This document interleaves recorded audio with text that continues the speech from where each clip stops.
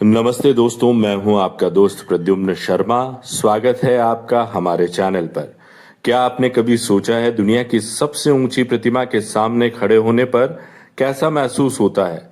जब सिर आसमान को छूती उस विशालकाय मूर्त को देखने के लिए ऊपर उठता है तो दिल गर्व से भर जाता है। आज के इस वीडियो में मैं आपको लिए चलता हूं एक ऐसी ही अविस्मरणीय और अद्भुत यात्रा पर, द स्टैच्यू ऑफ यूनिटी।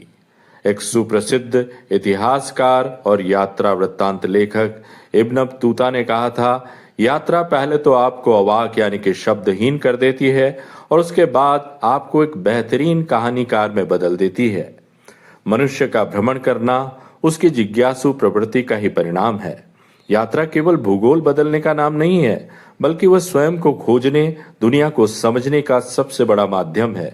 जब हम नई जगहों पर जाते हैं तो विभिन्न संस्कृतियों, रहन सहन और विचारों के संपर्क में आते हैं, जिससे हमारा दृष्टिकोण व्यापक और परिपक्व होता है। बात 7 जून की है, जब चिलचिलाती गर्मी के बीच हमारे परिवार में एक अलग ही उत्साह था।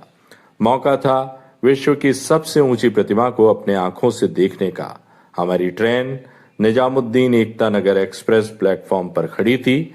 जैसे ही ट्रेन ने सीटी बजाई, हमारा सफर और हमारा उत्साह दोनों आसमान छूने लगे।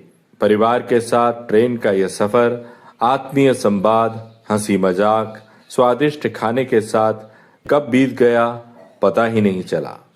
जैसे ही हमारी ट्रेन गुजरात की सीमा में दाखिल हुई और हम एकता नगर के करीब पहुंचे, खिड़की से बाहर का नजारा पूरी तरह बदल गया। नर्मदा तट की असीम हरियाली, दूर तक फैली विंध्याचल और सतपुड़ा की पर्वत श्रृंखलाएं और यहाँ का स्वच्छ प्रदूषण मुक्त वातावरण, इसे देखकर दिल को सुकून मिला। और पास ही स्थित है सरदार सरोवर बांध। और फिर अचानक खिड़की से दूर आसमान को छूती एक आकृति दिखाई दी। जी हाँ, 182 मीटर ऊंची स्टैच्यू ऑफ यूनिटी। ये था पहला भव्य दर्शन। पहली झलक देखते ही ट्रेन के डिब्बे में बैठे हर शख्स के मुंह से वाह निकल गया। उस पल मन में गर्व और आश्चर्य और श्रद्धा का एक अनोखा भाव जाग उठा। परिसर में कदम उठते ही हमें एहसास हुआ कि यह सिर्फ एक पर्यटन स्थल नहीं है, यह लौह पुरुष सरदार वल्लभ भाई पटेल के व्यक्तित्व, उनके फौलादी इरादों और राष्ट्र की एकता का साक्षात प्रतीक है। हम सबसे पहले प्रतिमा के आधार पर बने अत्याधुनिक संग्रहालय और प्रदर्शनी दीर्घा की ओर बढ़े। यहाँ आधुनिक तकनीकी, 3D विजुअल्स और दुर्लभ तस्वीरों के माध्यम से भारत के एकीकरण को ऐतिहासिक जानकारी के माध्यम से प्रस्तुत किया गया है। सरदार वल्लभ भाई पटेल ने कैसे खंड खंड में बटे भारत को एक अखंड राष्ट्र बनाया, यह जानना हर भारतीय के लिए बेहद ज्ञानवर्धक है और प्रेरणादायक है। अब वक्त था रोमांच का, जिसका हमें सबसे ज्यादा इंतजार था। Viewing gallery. तेज रफ्तार लिफ्ट से जब हम प्रतिमा के ऊपर तक पहुंचे तो उससे देखकर हमने दांतों तले उंगली दबा ली। हमारी सांसें थम सी गई। ये क्या खूबसूरत अद्भुत नजारा था।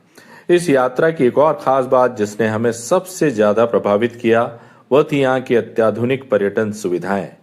राज्य सरकार की इस दूरदर्शी पहल की जितनी तारीफ की जाए कम है। इस पूरी परियोजना के अत्यंत गरिमामय, सुनियोजित और अत्याधुनिक तकनीक के साथ विकसित किया गया है।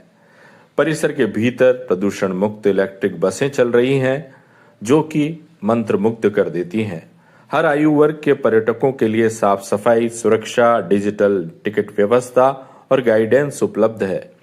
बच्चों के लिए न्यूट्रिशनल पार्क, बटरफ्लाई गार्डन और विश्राम स्थल है। यह स्थान वास्तव में विश्व स्तरीय पर्यटन प्रबंधन का एक उत्कृष्ट उदाहरण पेश करता है। जैसे जैसे शाम ढली, परिसर की रौनक और बढ़ गई। सरदार पटेल की 182 मीटर ऊंची प्रतिमा देखकर हर व्यक्ति मंत्रमुग्ध था। दोस्तों, 7 जून को शुरू हुई यह यात्रा सिर्फ घूमना फिरना नहीं थी। यह यात्रा हमारे लिए राष्ट्रीय एकता, बेहतरीन सुशासन, विकास और भारत की आधुनिक प्रगति को निकट से महसूस करने का एक प्रेरक अवसर सिद्ध हुई। परिवार के साथ बिताए ये क्षण हमारे जीवन के सबसे मधुर और विस्मरणीय अनुभव बन गए हैं। तो साथियों, अगर आपने अभी तक स्टैच्यू ऑफ यूनिटी का दीदार नहीं किया है तो बैग पैक कीजिए और निकल पड़िए इस अद्भुत सफर पर। आपको हम विश्वास दिलाते हैं, आप मंत्रमुग्ध होंगे, आप दांतों तले उंगली दबाने पर मजबूर होंगे और आपकी ये यात्रा अविस्मरणीय सिद्ध होगी। तो दीजिए अपने दोस्त प्रद्युम्न शर्मा को अनुमति। नमस्ते।